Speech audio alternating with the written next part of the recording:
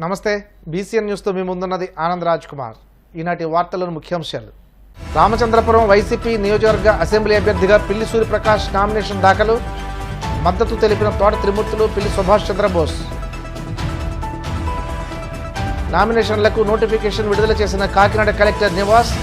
ఉదయం 11 నుండి 3 గంటల వరకు అధికారులు అందుబాటులో ఉంటారని స్పష్టం. పిఠాపురంలో సినీ నటుడు పృథ్వీరాజ్ ఎన్నికల ప్రచారం. పవన్ 1,00,000 ఓట్ల మెజార్టీతో గెలుస్తారంటూ జోష్యం. సీఎం జగన్పై దాడి కేసులో బొండ బొమ్మకు సంబంధం లేదన్న టీడీపీ నేత పట్టాభి. కావాలనే ఆరోపణలు చేస్తున్నారంటూ fire. Doctor BR Ambedkar Konaseema జిల్లా రామచంద్రపురం వైసీపీ నియోజకవర్గ అసెంబ్లీ అభ్యర్థిగా పిల్లి సూర్యప్రకాష్ నామినేషన్ దాఖలు చేశారు. ముందుగా ద్రాక్షారామంలోని భీమేశ్వర ఆలయంలో ప్రత్యేక పూజలు జరిపించి సుమారు 10,000 మందితో ర్యాలీగా రామచంద్రపురం ఆర్డీఓ కార్యాలయానికి చేరుకున్నారు. అనంతరం ఆయన 2 సెట్ల నామినేషన్లు దాఖలు చేశారు. పిల్లి సుభాష్ చంద్రబోస్కు మద్దతుగా ఎమ్మెల్సీ తోట త్రిమూర్తులు హాజరయ్యారు. ఈ సందర్భంగా తోట త్రిమూర్తులు మీడియాతో మాట్లాడుతూ జగన్ ప్రవేశపెట్టిన సంక్షేమ పథకాలు ఆయన విజయానికి తోడ్పడతాయన్నారు. సూర్యప్రకాష్ 30,000 మెజార్టీతో గెలుస్తారన్నారు. సూర్యప్రకాష్ మాట్లాడుతూ తోట త్రిమూర్తులు, పిల్లి సుభాష్ చంద్రబోస్తో పాటు తామంతా వైసీపీ జెండా క్రిందే ఉన్నామని, తప్పకుండా విజయం సాధిస్తామని అన్నారు. ఈ మేరకు సిఐ దొరరాజు, ఎస్ఐ సురేష్ బాబు ఆధ్వర్యంలో భారీ బందోబస్తు ఏర్పాటు చేశారు.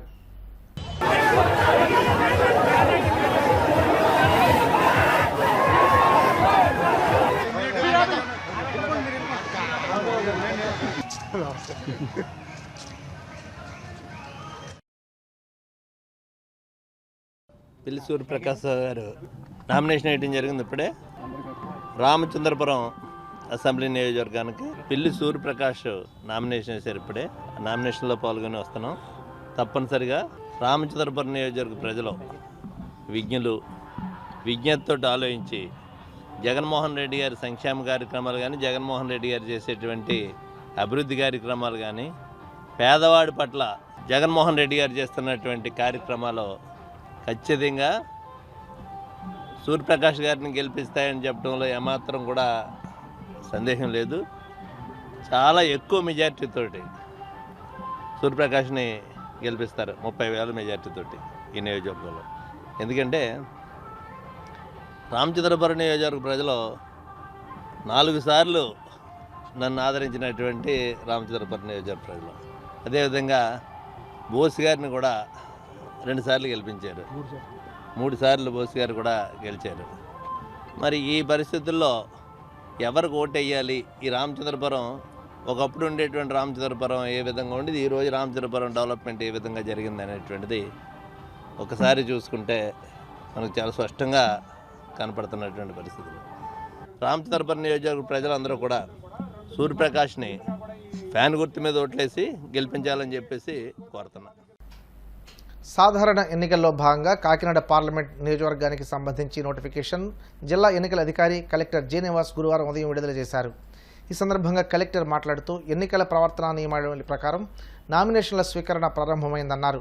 నామినేషన్ల స్వీకరణ ప్రక్రియను మొత్తం వీడియో కవరేజ్ చేసినట్లు కలెక్టర్ తెలిపారు.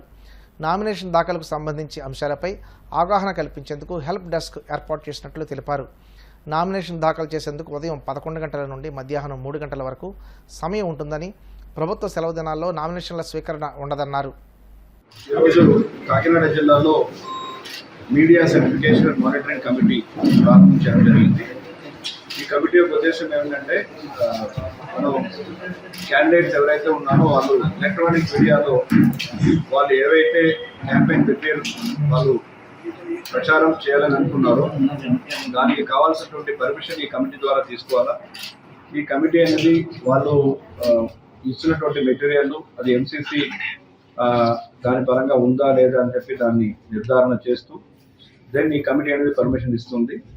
అండ్ అదే రకంగా ఇక్కడ వాళ్ళు ఇది ఎన్నిసార్లు వాళ్ళు దాన్ని ప్లే చేస్తారు అండ్ దానికి కావాల్సినటువంటి ఎక్స్పెండిచర్ ఎంత అయింది ఆ ఎక్స్పెండిచర్ కూడా క్యాల్కులేట్ చేస్తూ మన క్యాండిడేట్ ఒక ఎక్స్పెండిచర్లో అది మనం నోట్ చేసుకోవడం జరుగుతూ ఉంది. సో ఈ కమిటీ ముఖ్యంగా ఎలక్ట్రానిక్ మాధ్యమంలో మరి క్యాండిడేట్స్ తీసుకోవాల్సినటువంటి జాగ్రత్తలు అన్నీ కూడా తీసుకుంటారా లేదా అనేది కమిటీ మానిటర్ చేస్తుంది.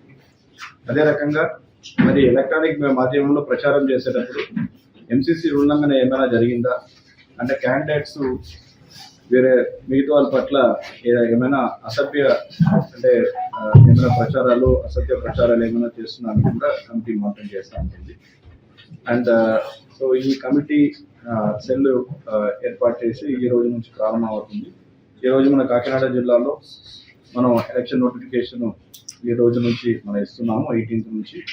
సో ఈ సందర్భంగా ప్రజలందరూ కూడా కోరుకున్నది రాబోయే ఎన్నికల్లో 13వ తారీఖున ప్రతి ఒక్కరు కూడా ఓటు కలిగిన ప్రతి ఒక్కరు కూడా పాల్గొని తమ ఓటు హక్కుని వినియోగం చేసుకుని మరి ప్రజాస్వామ్యాన్ని గౌరవించాలని చెప్పి కోరుకుంటున్నాను.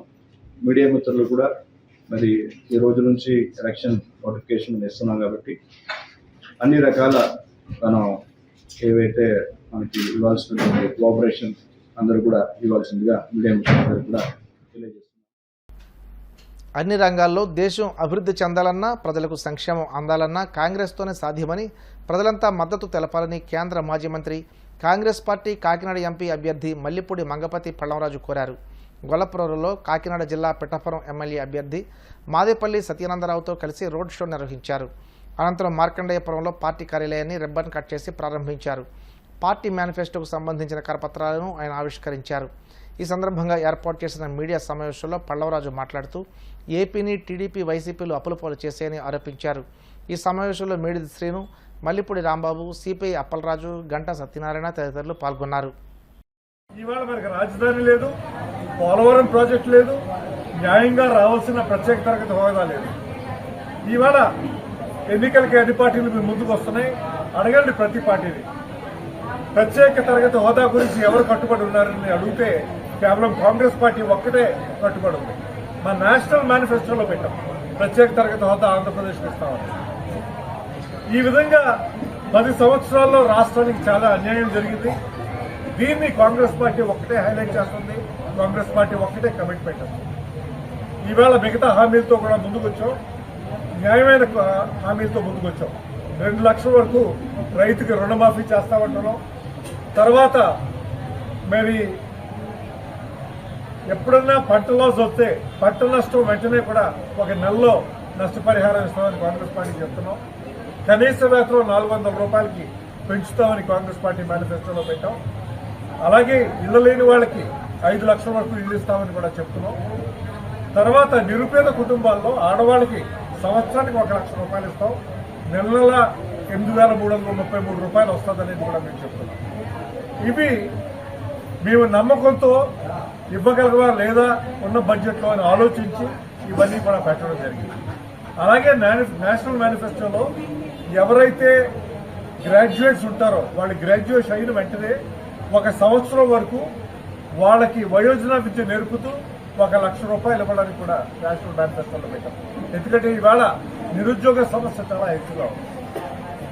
యువత వాళ్ళ భవిష్యత్తు గురించి ఆందోళన పరిస్థితుల్లో ఉన్నారు. ఇవి కేవలం కాంగ్రెస్ పార్టీ ఒక్క సరిదిద్దగలదు. ఇవన్నీ గుర్తించి మరి కాంగ్రెస్ పార్టీని ప్రజలు ఆలోచించే విధంగా మీరందరూ కూడా చెప్తారని కోరుకుంటూ ఇవాళ చిట్టిబాబు గారు ఎమ్మెల్యేగా నిలబడ్డారు. ఆయన్ని మీరు ప్రోత్సహించి గెలిపిస్తారని నేను కోరుకుంటున్నాం. ఎందుకంటే రైతు కుటుంబీకులైన వ్యవసాయం తెలుసు, రైతుకున్న కష్టాలు తెలుసు. మెరక ప్రాంతం నుంచి మొట్టమొదటిసారిగా మరి కాంగ్రెస్ పార్టీ తరఫున వస్తున్న అభ్యర్థి. ఇవన్నీ కూడా అంశాలను దృష్టిలో పెట్టుకుని మరి పిఠాపురం నియోజకవర్గ ప్రజలు ఆలోచిస్తారని కోరుకుంటూ టీడీపీ అధినేత చంద్రబాబు ప్రోత్సాహంతోనే కడప లోక్సభకు పోటీ చేస్తున్న తాను గురువారం తొలి సెట్ నామినేషన్ దాఖలు చేసినట్లు టీడీపీ అభ్యర్థి భూపేష్ రెడ్డి తెలిపారు. కడప లోక్సభ టీడీపీ అభ్యర్థిగా భూపేష్ రెడ్డి తొలి సెట్ నామినేషన్ పత్రాలను జిల్లా ఎన్నికల అధికారి విజయరామరాజుకు అందజేశారు. ఈ సందర్భంగా ఆయన మాట్లాడుతూ తాను నామినేషన్ పత్రాలను దాఖలు చేసినట్లు తెలిపారు. జిల్లాలోని టీడీపీ, బీజేపీ, జనసేన కూటమికి సంబంధించి 7 అసెంబ్లీ అభ్యర్థులను కలుపుకుని ప్రణాళికను సిద్ధం చేసినట్లు తెలిపారు.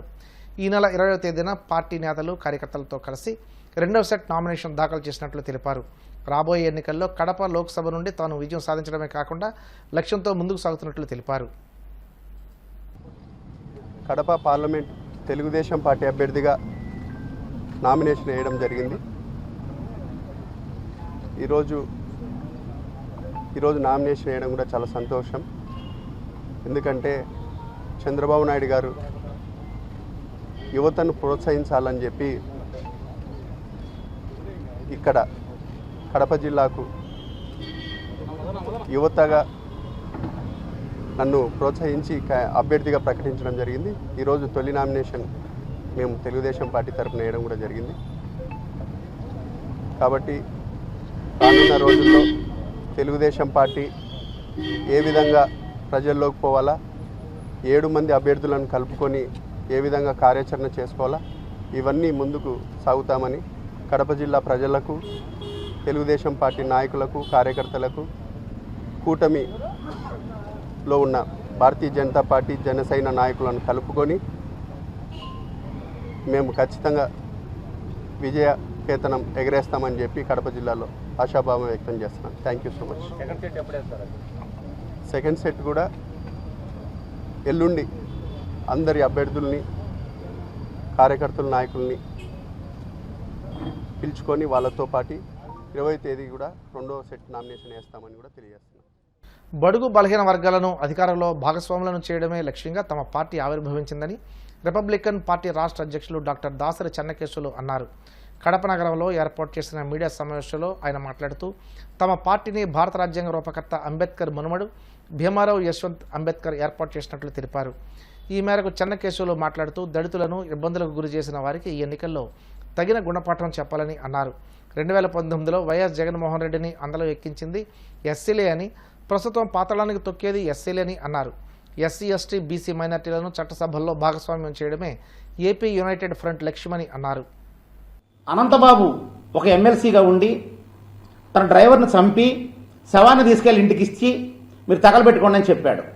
అటువంటి అనంతబాబుకి గజమాలతో స్వాగతం పలికి భారీ ఊరేగింపుతోటి నీ హక్కును చేర్చుకొని ఇప్పుడు ఎన్నికల ప్రచారంలో భాగస్వామిని చేసి వాళ్ళ భార్యకి రంపచోడవరం టికెట్ ఇచ్చి, అదేవిధంగా దళితులకు శిరోమండనం చేసినటువంటి తోట త్రిమూర్తులకు ఎమ్మెల్సీ ఇచ్చి, ఇప్పుడు కోర్టు జైలు శిక్ష విధిస్తే మళ్ళా వాడికి బెయిల్ ఇప్పించి వాడిని బయటకు తీసుకొచ్చి మండపేటలో ఓడే పోటీ చేస్తాడు అని చెప్పి ఛాలెంజ్ విసరటం.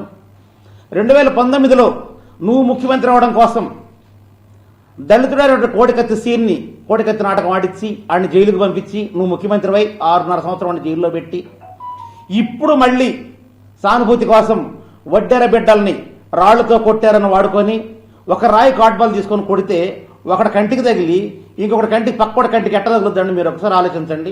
రాయి కొడితే అక్కడ తగిలితే కింద పడుద్ది. ఒకటి కంటికి తగిలి వెల్లంపల్లి శ్రీనివాస్ కంటికి తగిలి ఆయన కన్నులు అట్టబడి మళ్ళీ ఎగిరి పక్కకు వచ్చి జగన్మోహన్ రెప్ప మీద మళ్ళీ ఘాటు పెట్టిందంటే ఎంత ఆశ్చర్యం ఆలోచించండి. అంటే మంత్రం వేసినా కూడా అలా జరగదేమో బహుశా.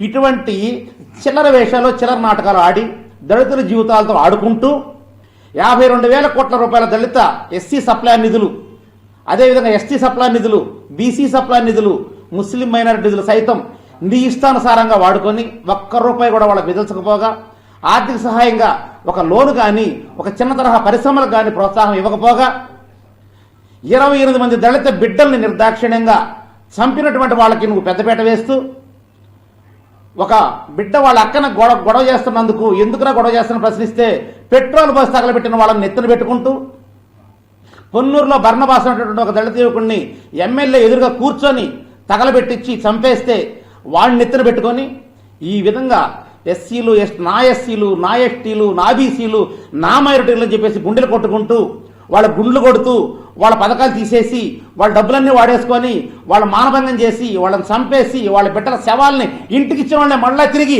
ఎమ్మెల్యేలుగా నిలబెట్టాను, ఎమ్మెల్సీలుగా నిలబెట్టాను, నోరు మూసుకొని సత్యనాట ఓట్లేండ్రా దళిత నా కొడకల్లారని చెప్పేసి నువ్వు ఛాలెంజ్ చేస్తావు జగన్మోహన్ రెడ్డి. ఏమనుకుంటున్నావు నువ్వు? అంటే నువ్వు ఏం చేసినా చెల్లిద్దు అనుకుంటున్నావా? ఎస్సీలని ఇష్టం చెప్పి ఆడుకుంటే చెల్లుబాటు అవుతుంది అనుకుంటున్నావా?